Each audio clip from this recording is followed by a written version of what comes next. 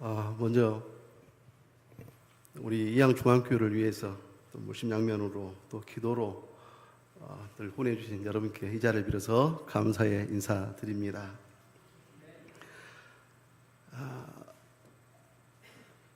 그리스 마케도니아 알렉산더 대왕이 통치하던 시절에 그 유명한 철학자 디오게네스 등불 일화입니다. 디오게네스가 어느 날 환한 대낮에 등불을 들고 아테네 거리를 다녔습니다. 사람들이 묻습니다. 왜 환한 대낮에 등불을 들고 다니십니까? 디오게네스가 대답을 합니다. 사람을 찾고 있습니다. 사람다운 사람이 없어서, 사람다운 사람을 찾기가 어려워서 사람다운 사람을 찾고 있다라는 그러한 말이었습니다. 오늘 우리가 섬기는 하나님도 마찬가지인 것 같습니다. 성경은 하나님을 사람을 찾으시는 분으로 소개하고 있습니다. 역대하는 여호와의 눈은 온 땅을 두루 감찰하사 전심으로 자기에게 향하는 자를 향하여 능력을 베푸신다라고 말씀을 하고 있습니다. 이사야서는 내가 누구를 보내며 누가 우리를 위하여 갈고 하시는 하나님을 나타내주고 있습니다. 이렇게 성경은 사람을 찾으시는 하나님을 오늘 우리에게 보여주고 있습니다. 하나님은 사람을 찾으시는데 과연 하나님께서 눈여겨보시고 주목하시는 사람은 어떤 사람일까요? 하나님의 시선이 머무는 사람은 어떤 사람일까요? 하나님은 한 사람을 찾아다니셨습니다. 그리고 마침내 찾아내셨습니다. 하나님의 시선에 머문 사람이 있었습니다. 그가 바로 다윗입니다. 시편에 내가 내 종 다윗을 찾아내어 내 거룩한 기름을 부어주었다. 내 손이 그를 붙들어주고 내 팔이 그를 강하게 할 것이다. 이렇게 다윗을 찾아내시고 만족스러워하시는 하나님의 심정을 이렇게 표현을 해주고 있습니다. 신약성경 사도행전 13장 22절에서도 내가 이새의 아들 다윗을 만나니 내 마음에 맞는 사람이다. 내 마음에 듣는 사람이다. 그가 내 뜻을 이룰 것이다. 그가 나의 모든 뜻을 행할 것이다 라고 하나님의 속내를 드러내시는 그런 하나님을 오늘 우리에게 표현을 해주고 있습니다. 우리가 사울왕을 압니다. 하나님께 불순종하고 거역했던 사람이 있음을 압니다. 그런데 오늘 하나님은 시편에서 다윗을 가리켜서 내 종이라 이렇게 부르십니다. 내 종이라는 말은 주인의 말씀에 순종하는 사람이라는 뜻입니다. 다윗은 하나님 마음에 맞는 사람, 하나님 마음에 드는 사람이었습니다. 하나님은 하나님 시선에 머문 사람, 바로 그런 다윗을 찾아내셨습니다. 하나님 시선에 머문 사람이라는 말은 하나님께서 다윗의 어떤 점을 눈여겨 주목해 보셨다라는 그러한 뜻입니다. 그렇다면 과연 하나님은 다윗의 무엇을 눈여겨보시고 주목해 보셨을까요? 사무엘 선지자가 버림받은 사울 왕으로 인하여 슬퍼하고 있을 때 하나님께서 사무엘에게 이렇게 말씀합니다. 16장 1절이죠. 사무엘상 16장 1절 본문 우리 같이 한번 읽어보겠습니다. 여호와께서 사무엘에게 이르시되 내가 이미 사울을 버려 이스라엘 왕이 되지 못하게 하였거늘 네가 그를 위하여 언제까지 슬퍼하겠느냐? 너는 뿔에 기름을 재워 가지고 가라. 내가 너를 베들레헴 사람 이새에게로 보내리니 이는 내가 그의 아들 중에서 한 왕을 보았느니라.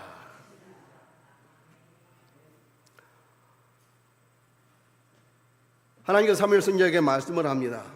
가라, 내가 너를 베들레헴 사람 이새에게로 보내리니 그 이유는 내가 그의 아들 중에서 한 왕을 보았다. 이렇게 하십니다. 여기서 보았다라는 말은 오늘 이 본문의 핵심 그러한 단어입니다. 주의 깊게 살펴서 내가 선택해 놓았다라는 의미를 담고 있는 그러한 동사의 단어입니다. 그러면 하나님은 무엇을 주목해 보셨을까요?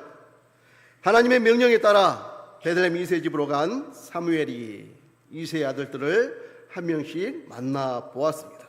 가장 먼저 사무엘 앞에 선 자는 첫째인 장남 엘리압이었습니다. 사무엘의 엘리압을 보고 사무엘의 반응을 우리가 주목하게 되어집니다. 엘리압을 보고 사무엘의 반응은 어떠합니까?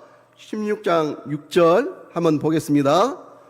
그들이 오매 사무엘이 엘리압을 보고 마음에 이르기를 여호와의 기름 부실 자가 과연 주님 앞에 있도다. 오늘 엘리압을 보고 사무엘의 반응이 어떠합니까? 여호와의 기름 부실 자가 여기 있도다. 여호와의 기름 부실 자도다. 이렇게 감동을 합니다. 사무엘의 두 눈에 무엇이 보였나요?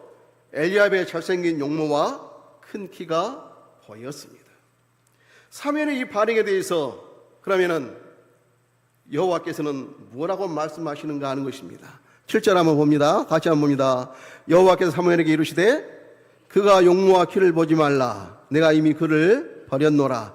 내가 보는 것은 사람과 같이 아니하니 사람은 외모를 보거니와 나 여호와는 중심을 본다라고 말씀하십니다. 중심을 보니, 엘리압의 중심을 보니 택할 사람이 아니다라는 그러한 말씀입니다. 하나님께서 말씀하십니다. 나는 사람이 판단하는 것처럼 그렇게 판단하지 않는다. 사람은 외모를, 겉모습을 따라 판단하지만 나 주 하나님은 중심을 본다. 이렇게 말씀을 하십니다. 사람의 두 눈에 무엇이 보일까요? 첫째는 외모가 보이죠. 키가 보이죠. 인종이 보입니다. 피부색이 보입니다. 어느 나라 사람이냐 이것을 따집니다. 어떤 옷을 입고 있느냐, 어떤 명품을 입고 있느냐, 얼마나 부자냐, 그가 어느 대학을 나왔느냐, 스펙을 보면서 거기에 따라서 사람을 판단합니다. 오늘 사람은 자신의 두 육신의 눈으로 보는 것으로 판단하지만 그러나 하나님은 그 사람의 중심, 하나님 마음으로 그 사람의 중심을 보신다. 그 사람의 마음을 보신다. 이렇게 말씀을 합니다. 오늘 겉모습을 보고 사람을 판단에 있어서는 사무엘 선지자도 실수를 하고 있습니다. 사무엘만의 실수는 아닌 듯 싶습니다. 예나 지금이나 겉모습으로 사람을 판단하는 것은 같다. 이렇게 오늘 우리가 또 생각이 되어집니다. 오늘 하나님은 사람을 판단하는 방식에 있어서 당신의 눈으로 사람을 보는 법을 오늘 사무엘에게 그리고 저와 여러분에게 가르치기를 원하고 있다라는 사실입니다. 바로 우리도 하나님의 눈으로 사람의 중심을 보는 사람들로 바뀌었으면 그런 것이 오늘 하나님의 마음입니다. 육신의 두 눈으로 외적 조건만 보는 그러한 관점에서 하나님의 눈으로 사람의 중심을 보는 관점으로 오늘 우리가 사는 이 사회를 변화시켜 나갔으면 하는 것이 우리를 향하신 하나님의 마음이다라는 사실입니다. 사무엘의 이세 일곱 아들을 다 보았습니다. 그런데 어찌 된 건지 일곱 아들을 다 보았는데 하나님께서 택하여 왕으로 세우신 자가 없습니다. 그래서 사무엘이 묻습니다. 아들들이 다 온 겁니까? 아버지 이세가 대답합니다. 막내가 있긴 합니다만 그는 양을 지키고 있습니다. 막내가 있긴 합니다만 그는 양을 지키고 있습니다. 여기서 막내라는 것은 작은 자라는 그러한 뜻입니다. 보잘것없는 별 볼 일 없는 아이라는 뉘앙스가 느껴지는 아버지 이세의 말투입니다.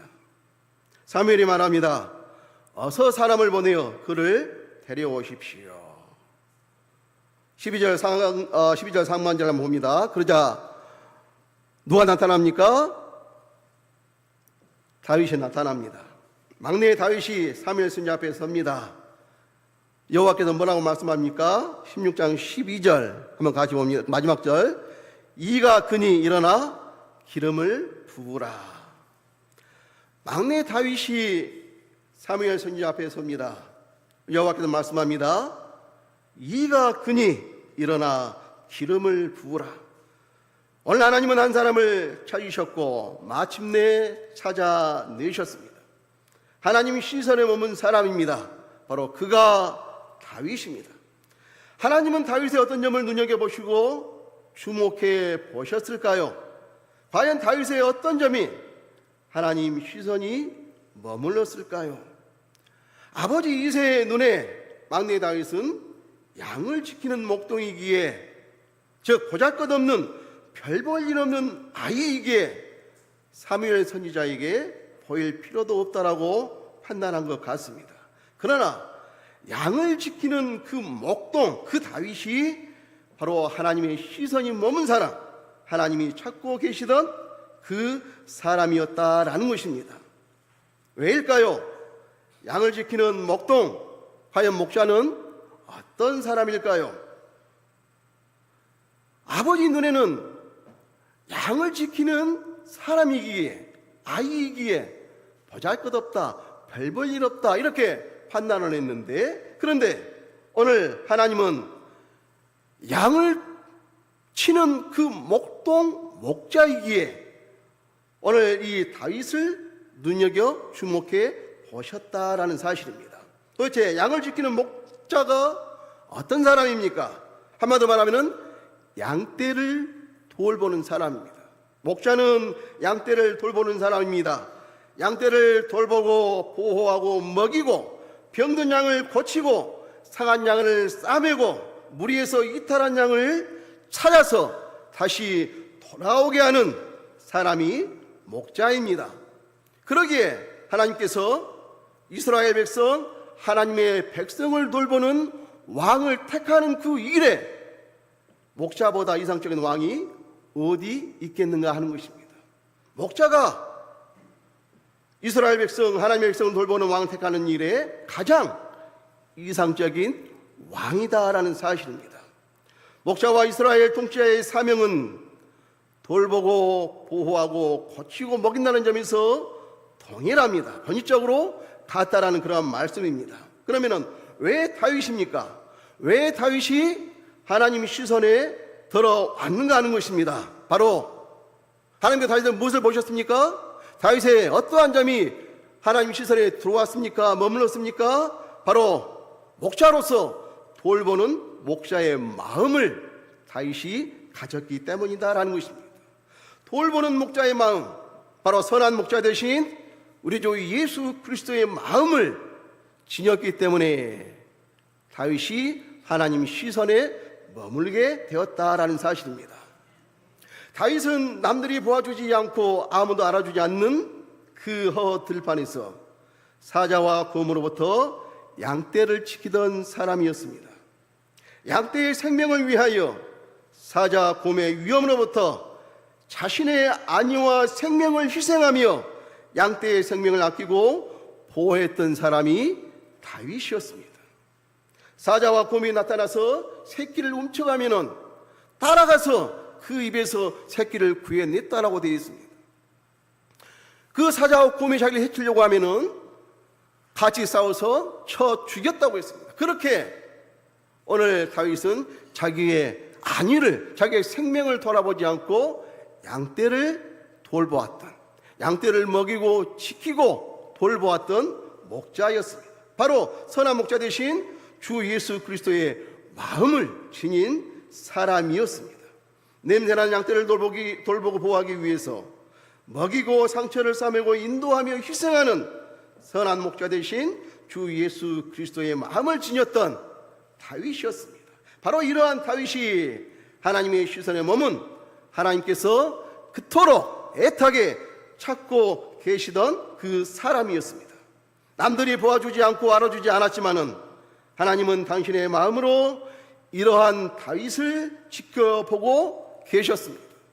남들이 보아주지 않고 알아주지 않았지만은 하나님은 당신의 마음으로 이러한 다윗을 지켜보고 계셨습니다. 바로 이 하나님이 오늘 우리의 위로요, 힘이요, 소망이 되신다라는 사실입니다. 사랑하는 성도 여러분, 하나님은 어떤 분이라고 하셨습니까? 나 주는 중심, 곧 마음을 보는 하나님이라고 말씀을 하셨습니다. 바로 이 마음에는 뭐가 담겨 있을까요? 우리의 감정이 담겨 있습니다. 의지가 담겨 있습니다. 우리의 지성이 담겨 있다라는 사실입니다. 오늘 하나님은 다윗이 들판의 양떼를 돌보고 있을 때에 이미 그 마음을 보셨습니다. 바로 하나님께서 저와 여러분의 중심을 보신다고 하실 때에 바로 이 사람이 하나님을 사랑하는지, 하나님의 뜻대로 살고자 하는 의지가 있는지, 하나님을 알려고 하는 그 사모하는 그 갈망이 있는지 보시는 분이시라는 의미입니다. 바로 하나님은 다윗이 들판에 양떼를 돌보고 있을 때에 이미 그러한 마음을 보셨다라는 것입니다. 또한 하나님께서 사람의 중심 마음을 보신다고 할 때는 그 사람의 숨은 동기와 의도를 보신다는 뜻이 있습니다.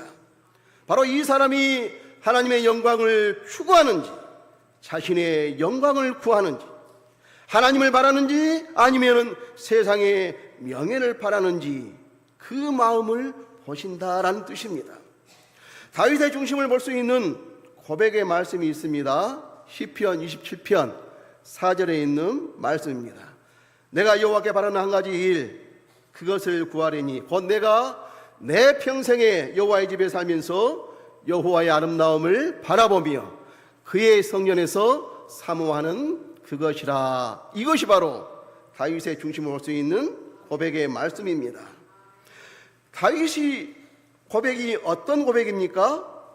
바로 주님, 나에게 단 하나의 소원이 있습니다. 나는 오직 그것을 구하겠습니다. 그것은 한평생 주님의 집에서 주님의 아름다움을 사모하며 주님과 함께 사는 것입니다.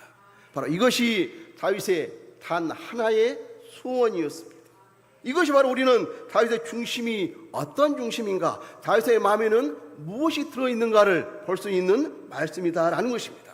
그래서 오늘 다윗의 소원은 단 하나, 아름다운 주 예수 그리스도의 마음을 품고 주님과 함께 평생을 살아가는, 오늘 다윗에는 오직 예수 그리스도 밖에 없었다라는 것입니다. 그럼 다윗은 왜 단 하나의 소원이 주 예수 그리스도라고 고백하는 걸까요? 바로 주님 외에는 소망이 없기 때문입니다. 주님의 소망이 없다는 이 사실을 다윗은 그일라 주민으로부터 경험하며 배웠습니다. 사무엘상 23장 1절 이하에는 다윗이 근라에 있었던 일들을 기록해져 있는 그런 말씀입니다. 다윗이 사울왕을 피하여 끝없는 방랑과 도망자가 신사가 되어서 아둘람 굴에서 머물고 있을 때에 어느 날 하나님의 사람 선지자 갓이 다윗을 찾아와서 유다 땅으로 들어가라, 이렇게 하나님 말씀을 전해줍니다. 유다 땅으로 들어가라, 이 말이 어떤 말입니까? 지금 다윗이 사울왕을 피하여 유다 땅에서 도망쳐 나왔습니다. 오늘 사울왕을 피하여 유다 땅을 떠나왔는데 다시 그 땅으로 들어가라 합니다. 유다 땅은 어떤 곳입니까? 지금 다윗에게 있었던 유다 땅은 사울왕의 칼날이 기다리는 죽음의 두려움이 있는, 결코 안전하지 않는 곳이 유다 땅입니다. 그러나 다윗은 순종하여 유다 땅으로 들어갑니다. 과연 왜 하나님께서 유다 땅으로 들어가라고 하셨을까요? 유다 땅에 들어가서 머물고 있을 때에 다윗에게 한 소문이 들려옵니다. 블레셋 사람들이 그일라 지역을 쳐서 타작한 곡식을 약탈해 간다는 소식입니다. 블레셋 나라가 그일라 지역을 쳐서 타작한 곡식을 약탈해 간다는 소식입니다. 다윗이 깨닫습니다. 왜 나를 유다 땅으로 들어가라고 했는지. 하나님의 유다라는 것입니다. 하나님께서 다윗을 다시 유다 땅으로 들어가라 하신 이유가 바로 여기에 있었다라는 것을 다윗이 깨닫습니다. 다윗을 향한 하나님의 마음이다라는 것입니다. 다윗을 향한 하나님의 뜻, 마음이 무엇입니까? 유다의 그일라 백성이 블레셋 사람들에게 약탈을 당하고 있으니 그일라 주민들의 재산과 생명을 구원하라라는 것이었습니다. 그일라 주민들의 생명을 구원하라, 이것이 다윗을 향한 하나님의 뜻이요 마음이었습니다. 그런데 문제는 다윗은 지금 현재 도피 중입니다. 사울왕은 여전히 다윗을 죽이려고 하고 있습니다. 그러니 다윗은 현재 남을 도울 형편이 아니다라는 것입니다.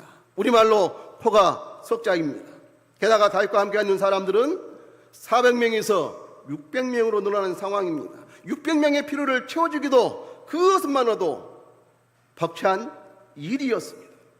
그럼에도 불구하고 다윗은 지금 내가 누구를 도울 형편인지, 이것이 내게 유익인지, 이로 인해 내가 더 위험해지는 것은 아닌지를 계산하지를 않습니다.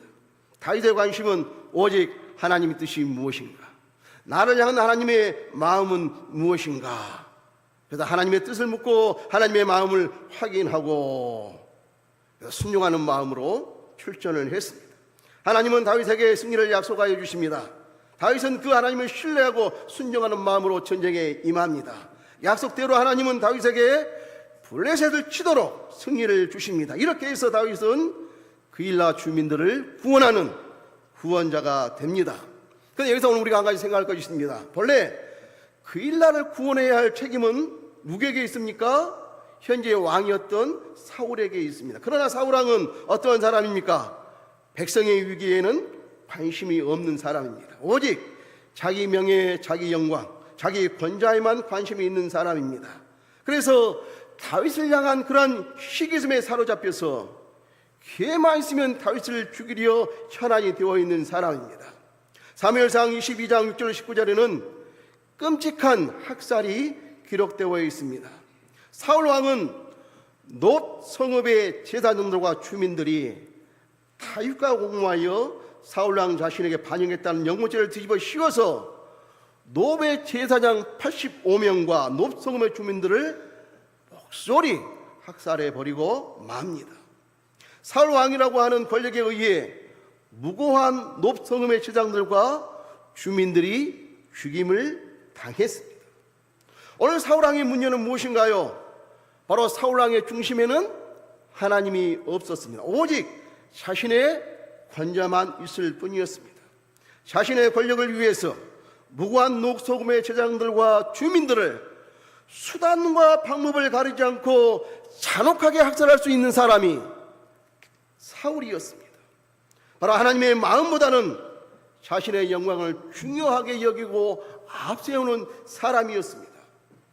백성을 사랑하고 아끼는 하나님의 마음과 자신의 권좌를 유지하기 위해서 노베 제사장들과 주민을 아무런 양심의 가책도 없이 죽이는 사울왕의 마음은 도무지 맞지를 아니했다라는 것입니다. 오늘 하나님은 어떠한 분입니까? 하나님의 마음이 어디 있는지를 묻고 그 하나님의 마음을 쫓는 사람을 우리 하나님은 원하고 계신다라는 것입니다. 사울왕은 바로 하나님께 버림받을 수밖에 없는 비참한 모습의 사람을 오늘 우리가 보게 되어집니다.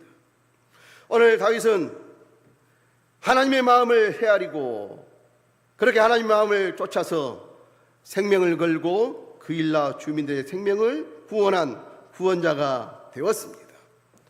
어떤 사람이 다윗이 글라에 온 것을 사울에게 알립니다. 예상대로 사울 왕은 군대를 소집해서 다윗과 그의 부하들을 포위하려 합니다.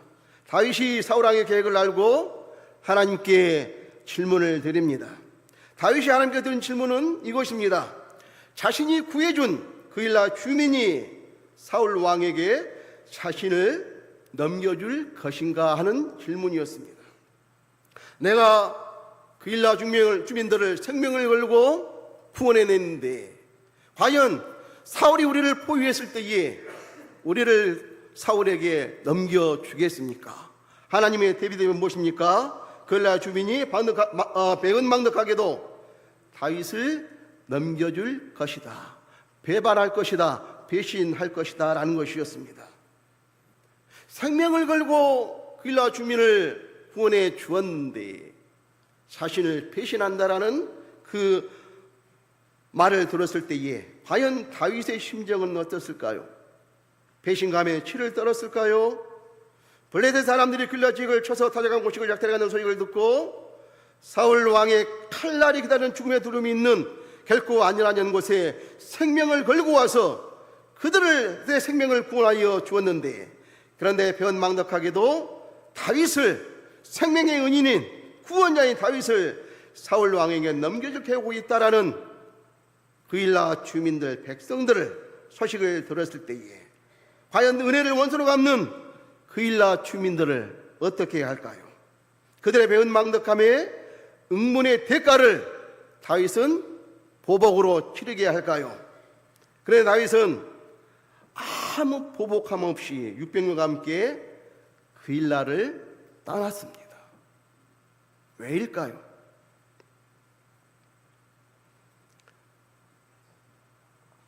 왜 아무 보복함 없이 600명과 함께 그일라를 떠났을까요? 오늘 다윗은 그일라 주민들의 사정을 헤아릴 줄 아는 마음의 사람이었습니다.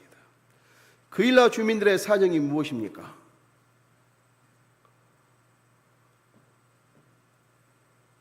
노베 제사장 아히멜렉이 다윗이 처음 도망자 길을 갔을 때에 양식으로 골리앗의 칼로 도와줬습니다. 그게 문제가 되어서 사울왕이 다윗과 노베 제사장과 백성들이 함께 공모하여 사울을 반역했다라는 그 죄목을 씌워서 노베 제사장 85명과 노베 백성들 젖먹이부터 노인에 이르기까지 다 죽여버리고 말았습니다. 그렇다고 한다면은 당연히 이 그일라 주민들도 학살을 당하지 아니할까 그 두려움에 떨 수밖에 없다라는 것입니다. 바로 이 다윗은 자기 때문에 그일라 주민도 사울에 의해서 학살당할 수 있다. 그일라 주민들의 사정을 이해를 했습니다. 오늘 다윗은 그들의 두려움을 이해를 했습니다.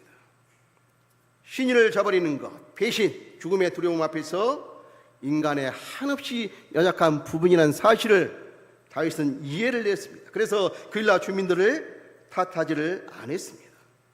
오늘 우리는 그일라의 사건을 통해서 과연 무엇을 배울 수 있을까요? 하나님은 다윗에게 이 그일라 사건을 통해서 무엇을 배우게 했을까요? 우리가 지금 뭘 생각합니까? 다윗의 고백입니다. 오직 저희에게는 주님이 전부입니다. 왜입니까? 주님 외에는 소망이 없기 때문입니다. 오늘 이것을 지금 우리가 생각을 하고 있습니다. 바로 하나님은 그일라 사건을 통해서 오늘 우리가 그리고 다윗이 무엇을 배우게 하셨는가 하는 것입니다. 사람을 누구인가? 사람은 누구인가? 이것을 아는 것입니다. 과연 내 인생을 온전히 의탁할 수 있는 존재가 사람인가? 내 인생을 온전히 의탁할 수 있는 존재는 과연 누구인가? 이것을 배우게 하는 것이었습니다. 사람은 누구입니까? 오늘 우리가 내 인생을 온전히 의탁할 존재가 아니다라는 것입니다. 사람은 오늘 우리가 의지할 그런 존재가 아니라 연약합니다. 그래서 배신할 수 있습니다. 죽음과 두려움 앞에서. 그래서 오늘 이 연약한 인간을 불쌍히 여기고 이해하고 사랑할 대상이지 오늘 내 인생을 맡길 그러한 의지할 대상은 아니다라는 것입니다. 궁극적으로 오늘 우리가 의지할 분은 오직 주 하나님 뿐이라는 사실. 그래서 사람의 도움에 지나친 확신을 두지 말고 그들의 도움에 의지해서 삶의 중심을 옮기지 말라는 하나님의 가르침을 오늘 우리에게 지금 주시고 있는 것입니다. 그러므로 우리는 오직 전적으로 주님만 의지할 수 있기를 원합니다. 오직 주 예수 그리스도만이 오늘 우리의 보호자요 인도자요, 이 사실을 오늘 고백할 수 있는 오늘 우리가 될 수 있기를 원합니다. 그러기에 다윗의 단 하나의 소원이 무엇입니까? 바로 아름다운 주 예수 그리스도를 마음에 품고 오직 예수 그리스도와 함께 살아가는 것입니다. 오직 다윗에게는 오직 예수 그리스도밖에 없었습니다. 바로 이 다윗의 고백이 오늘 우리가 고백이 되어지기를 원합니다. 왜입니까? 바로 예수 그리스도 외에는 오늘 우리에게는 소망이 없기 때문입니다. 도피 중에 있었던 다윗이었습니다. 사울 왕은 여전히 다윗을 죽이려 하고 있습니다. 현재 다윗은 남을 도울 형편도 아니었습니다. 그럼에도 불구하고 다윗은 주 하나님의 마음, 하나님의 백성 생명을 아끼시는 주 하나님의 마음을 품고 자신의 어려운 처지에, 자신보다 더 어려운 처지에 있는 그일라 주민들을 구하기 위하여 생명을 걸고 전쟁을 치렀습니다. 바로 하나님은 다윗의 이 점을 보고 기뻐하셨습니다. 다윗의 이 점을 주목해 보셨습니다. 다윗의 중심에 하나님을 배반한 인류를 불쌍히 여기셔서 우리의 생명을 위해 십자가에 죽으실 예수 그리스도를 보셨다라는 것입니다. 자신을 배반할 그일라 주민들을 위하여 기꺼이 위험을 감수하고 생명을 걸었던 그 다윗, 바로 그 다윗을 가리켜서 우리는 예수 그리스도의 그림자다, 이렇게 말씀을 합니다. 오늘 예수님께서는 모든 권리를 포기하고 우리를 구원하기 위하여 종의 모습으로 이 땅에 내려오셨습니다. 그러나 가룟 유다, 수제자인 베드로를 선두로 하여 제자들은 스승을 배반했습니다. 배반은 제자들과 모든 인류가 죄짐으로 고통하는 그들을 우리 예수님은 불쌍히 여기셨습니다. 그래서 사랑하는 마음으로 예수님은 그들의 모든 죄짐을 짊어지시고 십자가에서 속죄의 죽음을 죽어주셨습니다. 그렇게 해서 인간의 죄 문제, 죽음의 문제가 해결되었습니다. 하나님의 영생의 길이 열렸습니다. 그러므로 하나님의 아들이신 예수 그리스도를 믿고 따라가는 길만이 오늘 생명의 길입니다. 오늘 우리가 사는 길입니다. 오직 예수 그리스도만이 저와 여러분의 단 하나의 소원이기를 바랍니다. 하나님은 사람을 찾으시는 분이십니다. 하나님의 시선에 머무는 사람을 찾고 찾으시는 분이십니다.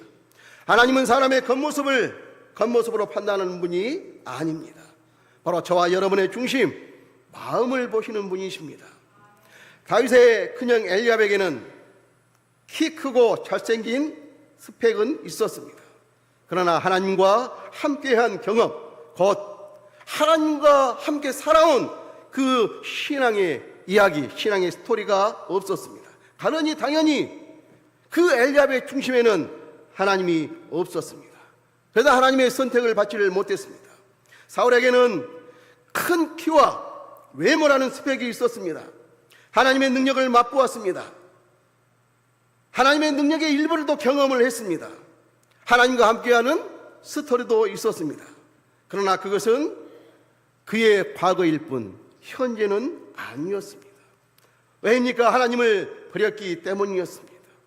사울은 과거의 사람이지 오늘과 내일 미래의 사람은 아니었다라는 것입니다. 그런데 오늘 다윗을 봅니다. 양을 치는 것 말고는 스펙으로 내세울 만한 것도 별로 없는 사람입니다. 그러나 다윗은 일상생활 속에서 역사하시는 하나님을 만난 사람입니다. 다윗에게는 살아계신 하나님, 사자와 곰의 발톱에서 자신을 살려주신 그 주 하나님에 대한 경험이 있는 사람이었습니다. 양을 돌보는 일상 삶에서 사자와 곰의 발톱에서 건진받은 주 하나님과 함께한 그 경험, 바로 신앙의 이야기, 신앙의 스토리들이 있는 사람이었습니다. 게다가 다윗에게는 기름 부음 받은 후 하나님의 성령이, 하나님의 영이 그와 함께하였습니다. 바로 이것이 큰형 엘리야, 사울과 다윗의 차이를 극명하게 우리를 보여주고 있다는 사실입니다. 오늘 다윗, 하나님의 시선이 머문 사람이 되었습니다. 그래서 오늘 우리가 일상의 삶에서 주 하나님과 함께하는 그 신앙의 스토리가 세상의 화려한 그 스펙을 이기고 선택받았다는 사실을 오늘 우리가 기억할 필요가 있습니다. 물론 세상의 스펙도 중요합니다. 쌓을 수 있으면 쌓아야지요. 그러나 세상의 스펙도 중요하지만 스펙보다 더 중요한 것은 무엇입니까? 바로 주 예수 그리스도와 동행하며 쌓아온 신앙의 스토리들이 가장 중요하다는 사실입니다. 바로 이것을 다윗을 찾아 기름을 부었던 하나님을 통하여 깨닫게 될 수 있는 저와 여러분, 우리 학생들 되어지기를 원합니다. 그러므로 이 시간 우리 중고등부 헌신예배로 하나님 앞에 있는 다음 세대의 주인공이 오늘 여러분, 나는 예수님이면 충분합니다. 바로 이 신앙 고백으로 오늘 예수님을 우리의 마음에 품고 예수님과 평생에 동행하며 쌓아가는 삶의 신앙의 스토리를 내가 써내려 가리라, 이렇게 결단하는 헌신의 시간 되어지기를 원합니다. 그렇게 해서 하나님의 시선이 오늘 여러분에게 머물기를 원합니다. 이 어두운 시대에 하나님의 시선이 머물고 하나님의 선택된 그러한 사람들이 되어서 바로 주 예수 그리스도의 생명의 빛을 바라는 그 이 시대에 하나님께 쓰임받는 사람으로 세워지는 주인공들 되시기를 주님의 이름으로 축원합니다. 한 가지 당부하고 싶은 말이 있습니다. 사무엘을 생각을 해봅니다. 오늘 사무엘이 어떤 사람입니까? 한나의 어머니 한나의 기도로 태어난 사람입니다. 그리고 기도로 살아온 사람이었습니다. 그래서 오늘 사무엘이 고백을 합니다. 나는 기도와 가르치는 사에게 집중하겠다. 나는 여러분을 위하여 기도하는 그 쉬는 죄를 결단코 범죄하지 않겠다라고 다짐을 합니다. 여러분을 위하여 기도하기를 쉬는 죄를 범치 않겠다. 끊임없이 기도를 하겠다.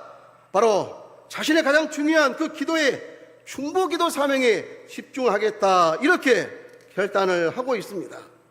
오늘 사무엘 선지자 중보기도의 대상은 바로 누구일까요?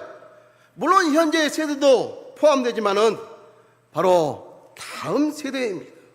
오늘 사무엘이 기도하겠다라고 하는 대상은 앞으로 나라를 이끌어갈 다음의 세대다라는 것입니다. 오늘 우리 광주지원교회가 여기까지 왔습니다.